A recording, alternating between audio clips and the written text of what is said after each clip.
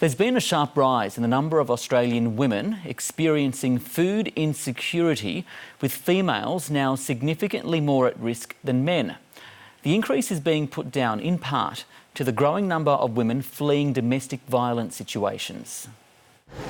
32-year-old Stephanie Kingy is homeless, but she's thankful to at least know where her next meal is coming from. I come to Exodus every day. I praise Exodus. They literally saved my life. The Exodus Foundation provides hundreds of free meals every day. And we've noticed for quite a while more and more women have been coming. More women with kids have been coming, but also more elderly women. That observation backed up in the annual Hunger Report by Australia's biggest food charity, Foodbank. It shows more than a quarter of women have experienced food insecurity in the past year, while for men it's closer to 1 in 6. Food insecure Australians at some point throughout the last 12 months have run out of food, and they didn't have the resources to get more food. They didn't have access to safe, nutritious, culturally appropriate food, and they certainly didn't have it routinely. Reverend Bill Cruz from the Exodus Foundation says a large proportion of the women seeking help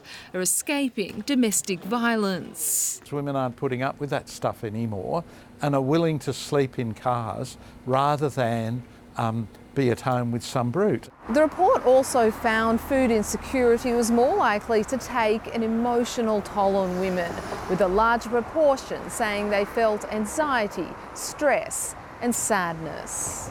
Certainly there is a shame and a stigma attached to being food insecure, and what really troubles us at Foodbank is when we hear about women who have been suffering in silence. People facing food insecurity are being urged to do what Stephanie does and seek help, and for the government to step up their search for a long-term solution, including tackling the high cost of living. Helen Isbister, SBS World News.